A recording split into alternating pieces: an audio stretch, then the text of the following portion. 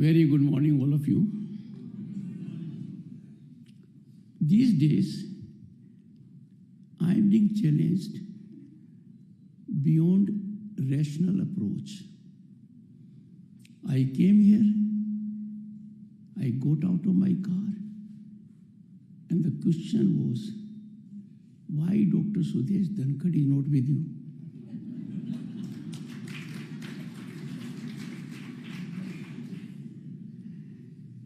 Let me reveal the reason.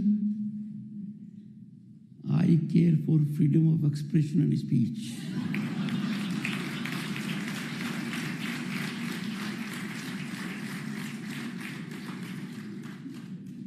There have been many caveats already on what I have spoken. Why get it from your spouse, the super boss?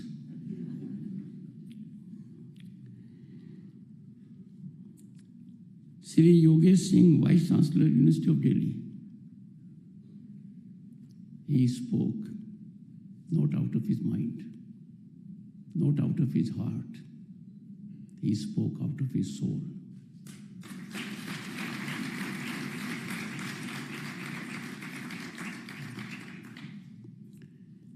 This place is unique, and I am beholden to the Vice Chancellor for giving me this opportunity on more than one occasion. And I'll tell you why. I was Governor of the State of West Bengal and had the good fortune to be at a place from where Britishers ruled for long. So an Indian mind had the great occasion to occupy that place. I have had the good fortune, at the invite of the Honorable President, the first tribal woman to hold that position, to be at Rashtrapati Bhavan. I had the good fortune in 1990 to be sworn in as a Union Minister at Rashtrapati Bhavan. But something was missing. What happened for 20 years, 2 decades, it was from this place.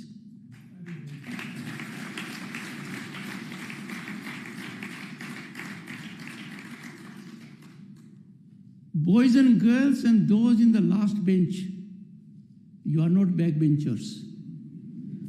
You happen to be sitting at the end, but you are more significant for everyone. When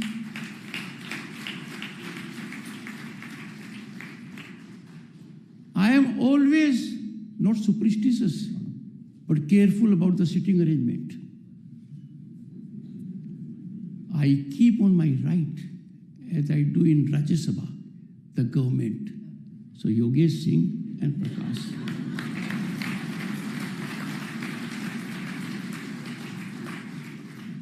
But on my left, we always have the opposition. Professor Balram Pani.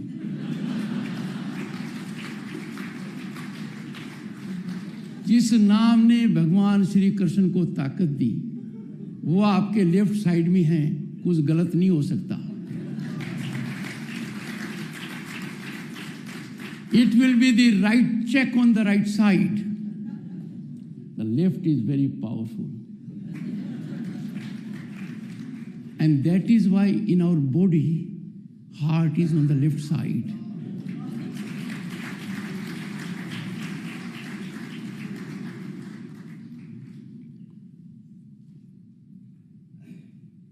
Shri Prakash Singh, in his brief address, gave out contours of what will happen over next year on very important aspect, that is pulsating in the mind and heart of 1.4 billion people and beyond. Distinguished members of the faculty, and everyone associated with the management. And dear friends, but let me start with one observation imparted by your Vice Chancellor. He reflected rightly that a distinguished judge, a jurist, H.R. Khanna, was your alumnus.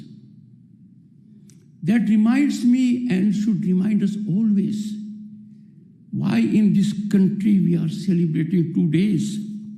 And those 2 days are, one is Constitution Day, and the second is Svidhan Hatya Divas. Why do we do that? We do it with a purpose.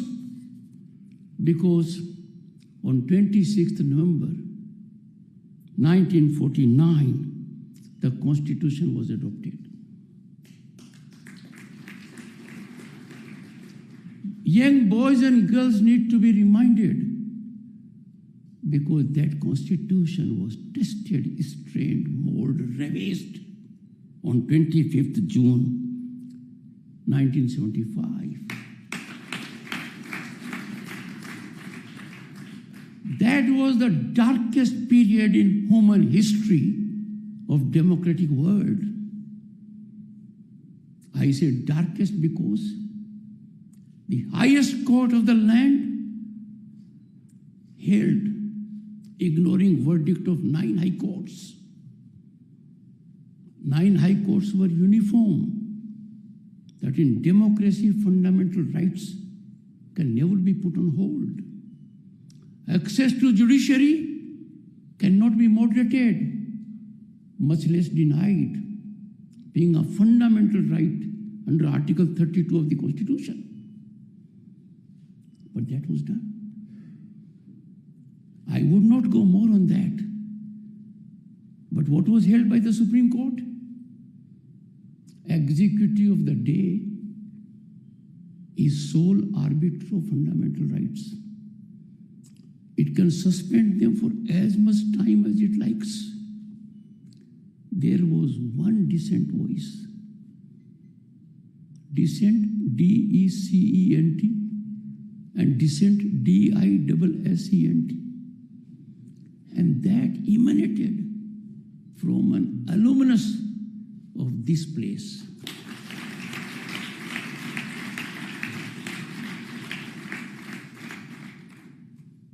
Boys and girls, remember what was written at that point of time in the New York Times editorial. I quote from the editorial. If India ever finds its way back to freedom and democracy, that were proud hallmarks of its first 18 years as an independent nation, someone will surely erect a monument to Justice H.R. Khanna, unquote.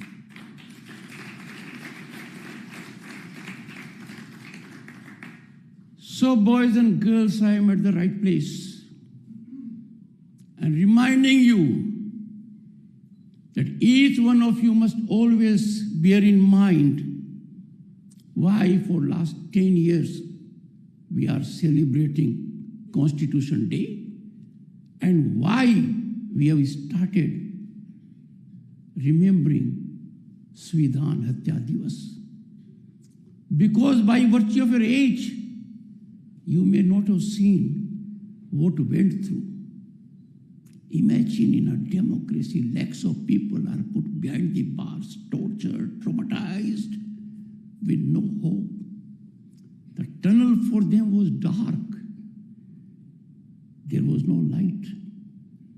And therefore it is befitting, particularly at this place, to start this series and look at the nomenclature of it.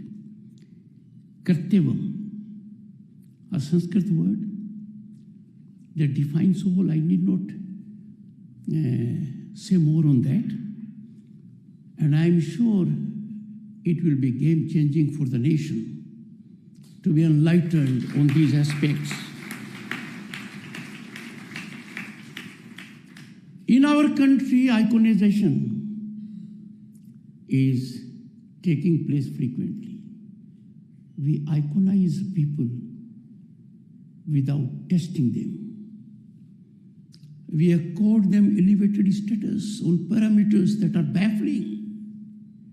Sometimes it is managed, event managed, and suddenly you will find in a particular field, one becomes a leader. Time for us to challenge such things. We must be discerning.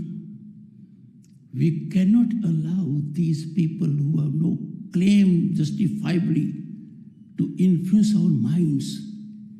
Before believing them, we must test them. And therefore, I am saying unhesitatingly that Campus Law Center is iconic.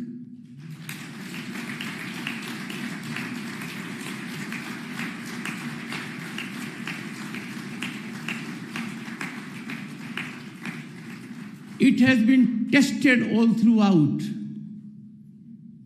The reputation is well earned, well recognized. And why? Because it has been, as indicated by the Vice Chancellor, a great place of ideation. I'm so glad you are starting this ideation now in a different mode. By all standards, Campus Law Center and its alumni have shaped the destiny of the nation. Let me recall my good friend who is no more, Arun Jaitley, and the contributions he has made, and many more. And therefore I can say it's a crucible of change. And as was reflected in pre-Socrates era by a philosopher, Heraclitus, the only constant in life is the change. This change will emanate now from here on what is our constitution, what are our obligations, and our belief, supreme belief, unrestricted, unregulated, in nothing but truth, absolute truth, because truth is sanctified by our civilizational ethos, our Vedic culture, and is a demand of our constitutional core values. Therefore, boys and girls, for me it is an absolute honor and privilege to be in this great, enormously talented, with huge potential human laboratory of ideation that can catalyze big change and innovation. And so my greetings to all of you.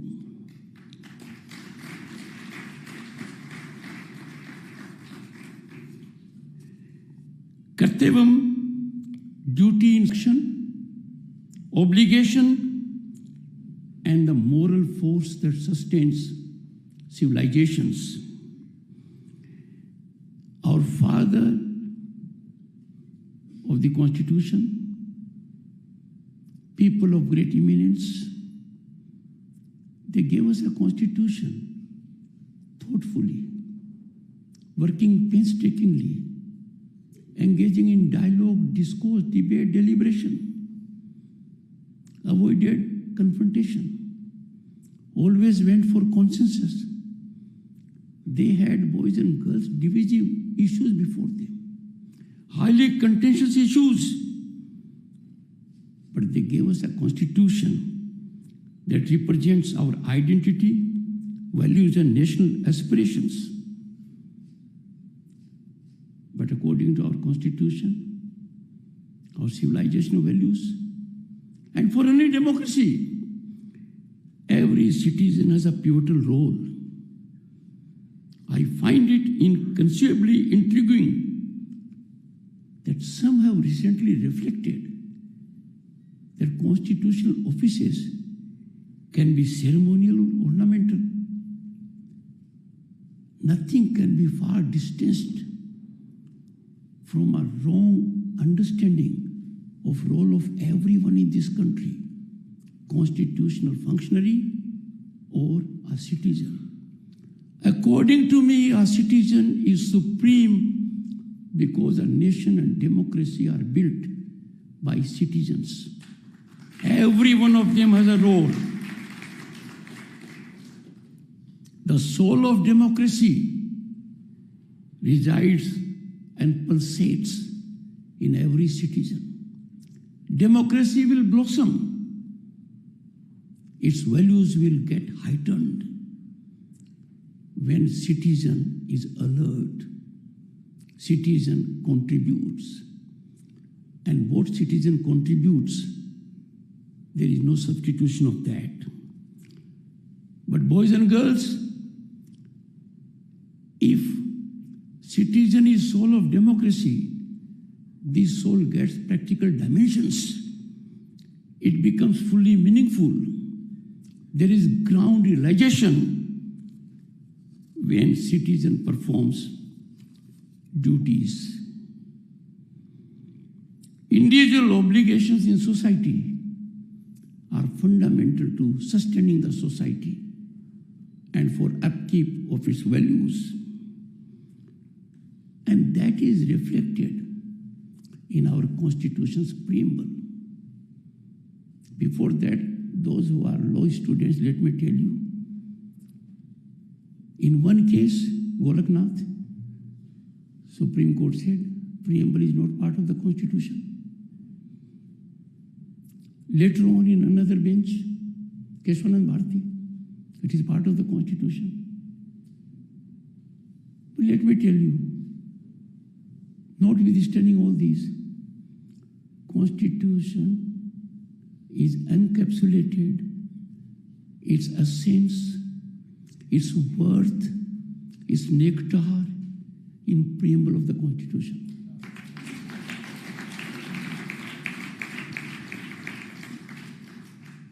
And what does it say? We, the people of India. The supreme power is with them. No one is above the people of India. And we, the people of India, under the Constitution, have chosen to reflect their aspirations, their desire, their will, through their public representatives. And they hold these representatives accountable, severely accountable on occasions, through elections. A prime minister who imposed emergency was held accountable in 1977.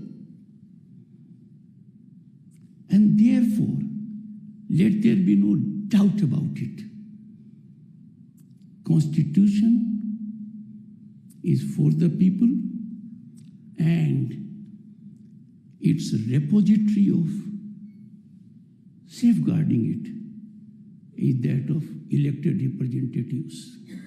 They are the ultimate masters as to what constitutional content will be. There is no visualization in Constitution of any authority above Parliament. Parliament is supreme. And that being the situation, let me tell you, it is as supreme as every individual in the country, part of we the people, is an atom in democracy. And that atom has atomic power. And that atomic power is reflected during elections. And that is why we are a democratic nation. Democracy is not only for the government to govern, it is participatory democracy. Just not laws, but also culture and ethos. Citizenship demands action, not merely status. Already Dr. Ambedkar has been quoted, but I will reiterate. Dr. Ambedkar recognized freedom requires responsibility, and that is why we have in our Constitution fundamental rights and fundamental duties. To the students of law, and everyone in general, let me tell you, fundamental duties were not there originally in the Constitution. But Constitution is a dynamic document. It has to reflect aspirations of the people, take note of contemporary situations. So we had by 42nd Constitution Amendment Act, a new part added to Indian Constitution, Part 4, Capital A. And that introduced an article, Article 51A, that initially gave 10 fundamental duties. But then it was felt one more duty needs to be added. And that, if I'm not wrong, was brought about by 86th Constitution Amendment Act early in this century to give great impetus on education. We must always give precedence to our duties above our rights, because this nation is ours. Nationalism requires commitment that is unadulterated, a commitment that is emanating voluntarily, and that this will not be superseded by any other consideration, partisan, personal, or otherwise. Now, our Constitution, as a matter of fact, boys and girls,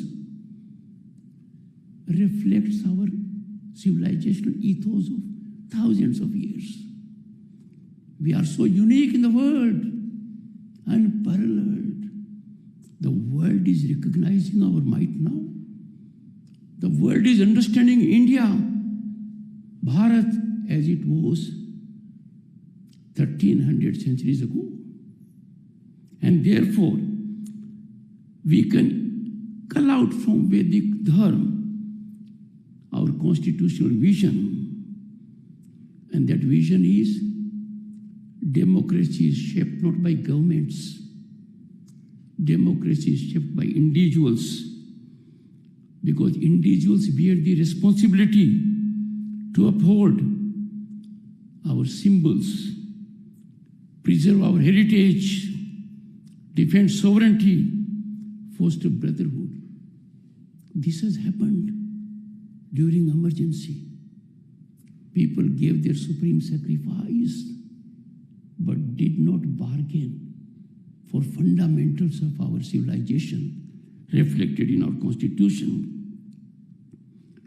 But then, boys and girls, what is democracy? We have to understand. Democracy thrives through expression and dialogue, अभिव्यक्ति और संवाद. ये प्रजातंत्र के मूल मंत्र हैं. If your right of expression is throttled or regulated, as was done during emergency, democracy nosedives. But if you have right of expression, and that right of expression is reflecting arrogance, ego, that my expression is ultimate, I will not brook any different point of view. I will not look at the other point of view. That again is also not expression as per our civilization. Because every expression demands respect for dialogue, respect for the other point of view. You must ever be prepared to be challenged. Because to challenge is not a physical challenge. It's a challenge of an idea, a thought that I disagree with you. That does not mean I am disagreeable. There must always be room, and therefore expression and dialogue both are complementary and define democracy. If we go into our civilizational wealth, इसको वैदिक काल में अनंतवाद कहा जाता था. वाद विवाद की परंपरा थी. वाद विवाद का मतलब अहम और अहंकार से दूर था. वाद विवाद अहम और अहंकार को खत्म करता है. क्योंकि यदि अगर मैं ही सही हूं, मेरा अलावा कोई सही नहीं है, ये अहम और अहंकार व्यक्ति को ही नहीं संस्था को भी धूमिल कर देता है। इसीलिए प्रजातंत्र के लिए जरूरी है अभिव्यक्ति और संवाद। Democracy boys and girls lives in conversation and everyone is equal when it comes to conversation. I cannot claim a higher pedestal by virtue of my position, that what a boy and girl will say different than what I say cannot be right. I cannot be a judge in my own cause. To the students of law, read any book on administrative law, Indian or foreign, MP, Gents or Veds, you will find this will be repugnant to the fundamentals of natural justice. That being the situation, expressing thoughts fulfills a democratic duty, not just exercising rights. Every young mind, boys and girls, must be activated. Fortunately, on account of technological advancement and our Bharat, the technological penetration has stunned the entire world. It has reached the last person. Everyone is benefiting. So boys and girls, the power is in you. You have to project your own ideas. You have to protect the idea which you believe is correct. And you have to neutralize the pernicious idea which you think is wrong. Because democracy's health reflects, if you want to know the health of democracy like health of an individual, if you have to analyze how healthy is our democracy, then you will have to find out discourse quality, the kind of discourse we have. Is our discourse moderated? Is our discourse manipulated? Is our discourse controlled by money bags, by muscle power, by foreign interests, by people working against interest of this nation? You will have to discern. So quality of discourse defines our democracy. And in this, I have no doubt our youth must elevate beyond partisanship to thoughtful deliberation. Our youth cannot afford at this critical juncture when Bharat is rising. The rise is unstoppable. We are destined to be a global power. We will be a developed nation. You cannot be tied down to partisan interests. You have to believe only national interest. In India, if we examine our background, there was a time when individual had profound moral and social standing. Respect was only for those who had high moral ethical standing, who had everything to give back to the society. If I quote Upanishad, Yatha Pinde Tatha Brahmande, as is the individual, so is the universe. व्यक्ति जो होगा ब्रह्मांड वो ही होगा. इसलिए कहा गया यथा पिंडे व्यक्ति, यथा ब्रह्मांडे. And that is why people have narrowly construed the great inclusivity of Bharat, Dharma of Bharat. And our silence, boys and girls, may be very dangerous. As thinking minds, as privileged minds, getting education in such a great university, you have to be contributors for preserving our national legacy, our thought process, and ensure sustainability of it. We cannot afford this to be thwarted by forces inimical to Bharat that have structured sinister designs, pernicious motivations to run down institutions, be that of the presidency, tarnishing individuals. Every word that is spoken by a constitutional functionary is guided by the supreme sublime interest of the nation. But the expectation is that our youth, our young minds, and when I say our youth demographic dividend is envy of the world. Our youth has catalyzed big change in togetherness. Government has a role that it does not become a handicap.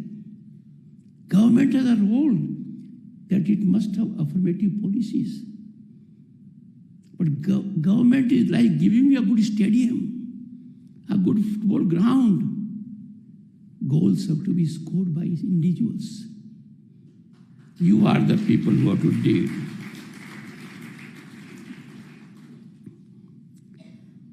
The ancient wisdom, if you carefully go through our constitutional prescriptions, I'm particularly addressing law students,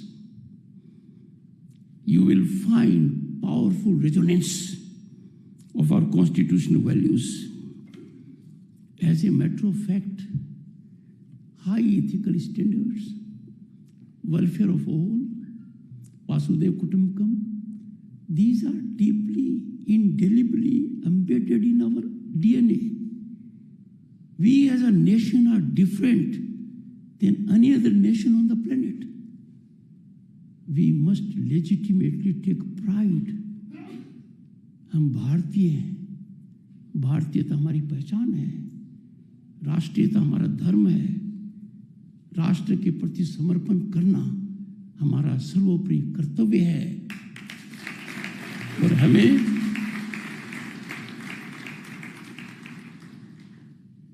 इसको आगे बढ़ाना चाहिए, surgeon करना चाहिए, इसका संकल्प लेना चाहिए.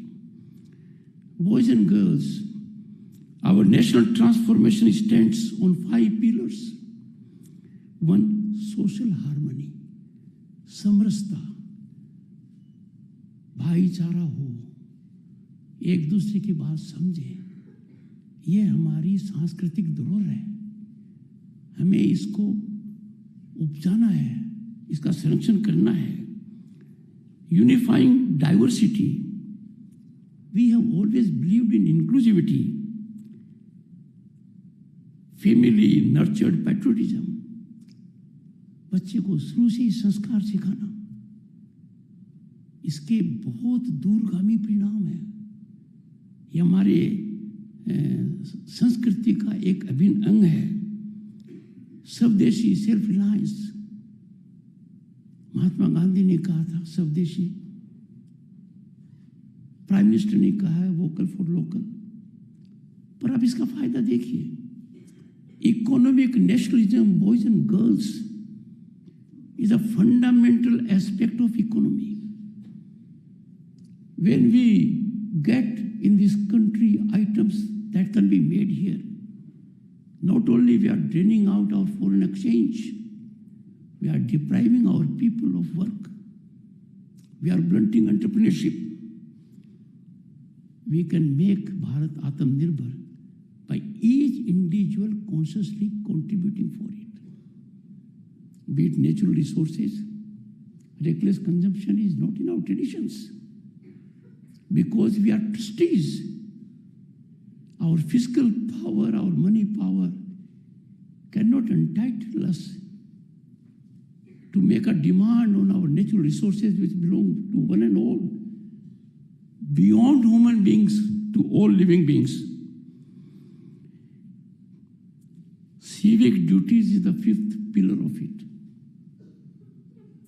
Every individual, if he or she decides, we can inculcate a new fervor of nationalistic spirit by integrating individual responsibility, traditional values, environmental consciousness in our journey of cultural pride and self-reliance. लोक संग्रह हमारे वैदिक culture में है। इसको कह सकते हो कि हर किसी की भागीदारी, हर किसी का योगदान। अपने भारतीय संस्कृति में जब आप देखोगे और जाओगे पुराने कल्चर में, कन्यादान क्या होता था? व्यक्ति अपनी बेटी की शादी करता था, पर कन्यादान हर कोई देता था। दुनिया के अंदर आज तक इससे बड़ा अजूबा उदाहरण नहीं है कि ये क्यों है।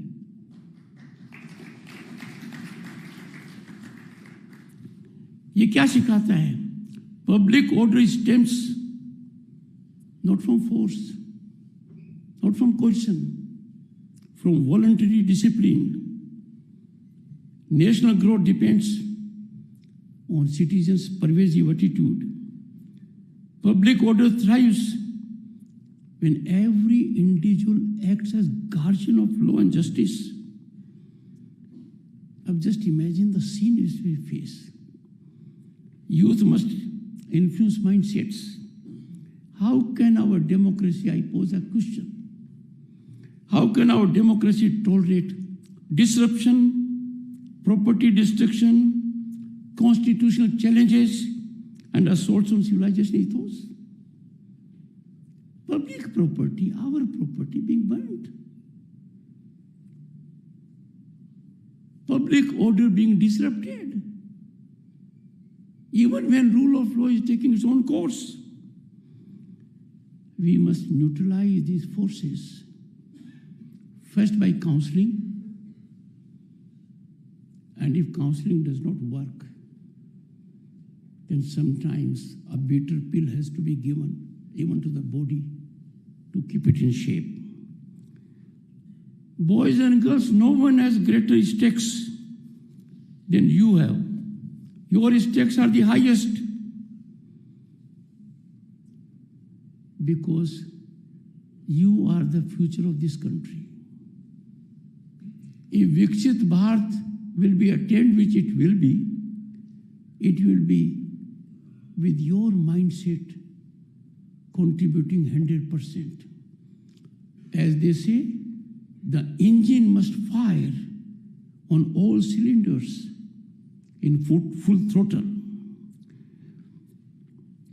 We have to understand what is meant by nationalism.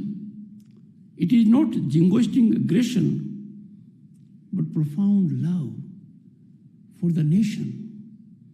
Profound belief in our culture and heritage. We have to celebrate our great achievements, take them to greater heights, at the same time being fully cognizant of our shortcomings. Everyone will have shortcomings, failures. These are natural. A failure is not a failure. It is another stepping stone for success. And in that perspective, we have to believe that true nationalism manifests through several elements. One, give your very best to the nation. Excellence, integrity, conservation, compassion, and not sloganeering. We must keep away from it. Keeping the nation first, keeping national interest uppermost. We can never have national interest subservient to partisan interest. That is not option. It is the only way out. Because we are proud Indians, and already quoted by him, Dr. Ambedkar said, forget about everything else. एक ही मंत्र को ध्यान में रखो, वो मूल मंत्र है, वो भारत की संस्कृति का निचोड़ है. I quote him the relevant part. Vice Chancellor quoted in extension.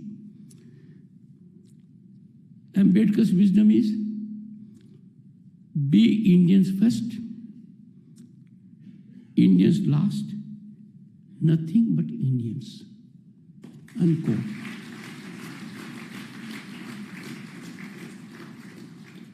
And his second one, I quote, educate, organize and agitate was meant for you, boys and girls.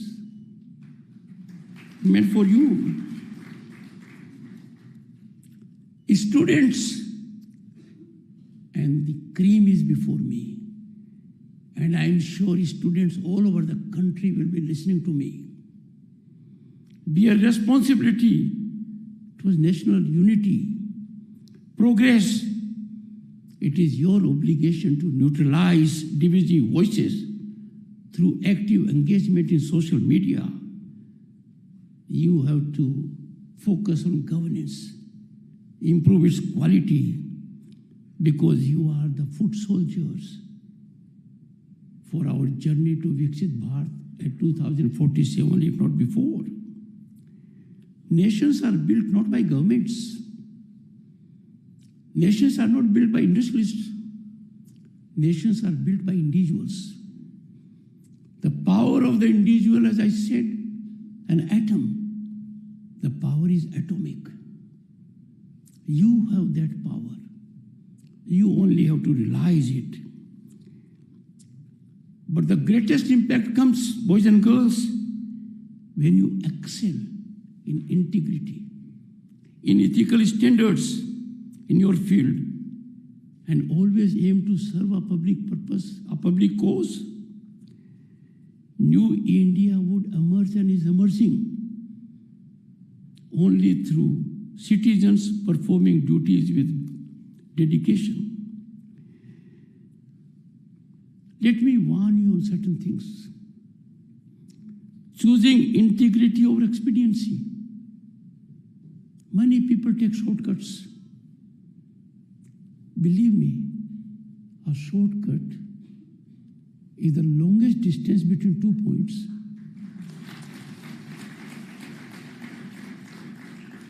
When you are in trouble, when you are in difficulty, if you take shortcut with rule of law, if you take shortcut with financial discipline, there may be momentary success. But when you get into the rut of it, you are never out of it. Therefore, never choose expediency over integrity. Our national character should be, we are honest people, because the nation can be honest with honest people only. Democracy's quality depends on participation, voting informed opinions, civil society engagement, constructive different point of view. Democracy has to be vibrant, it is not procedural. Educated youth must evaluate politics beyond partisanship. You must learn to demand accountability from everyone, including the one speaking to you. You must be highly critical and judgmental. If you think what I say is wrong, I am subject to correction. But if you think I am right and still you observe silence, trust me, you will be silenced forever.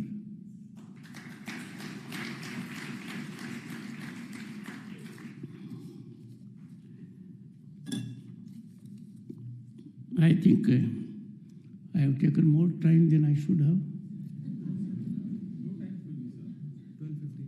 12:15. I have to receive a distinguished constitutional functionary at 12:30. I'll be late by 7 minutes. I'll give them the excuse that I was engaged with the students.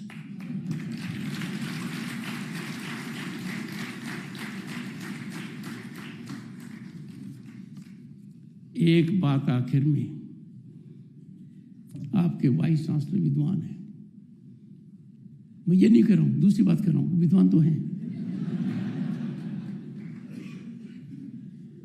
सही बात, सही समय, सही समूह को और सही व्यक्ति को कहने में हिचकिचाहट करोगे खुद को तो दुर्बल करोगे ही, उन सकारात्मक शक्तियों को भी आप गहरी चोट पहुंचाओगे। इसलिए अभिव्यक्ति और संवाद सर्वोपरि। I am grateful as usual for the great opportunity given to me. Thank you so much. Namaskar.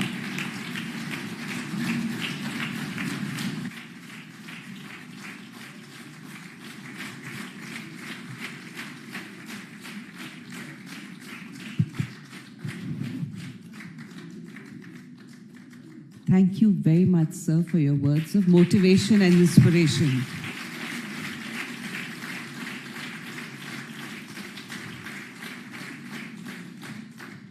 I request everyone to kindly rise for the national anthem. Jana Gana मन अधिनायक जय हे भारत भाग्य विधाता, पंजाब सिंध गुजरात मराठा द्राविड़ उत्कल बंगा, विंध्य हिमाचल यमुना गंगा उच्चल जलधि तरंगा, तव शुभ नामे जागे, तव शुभ आशीष मांगे, गाहे तव जय गाथा, जन गण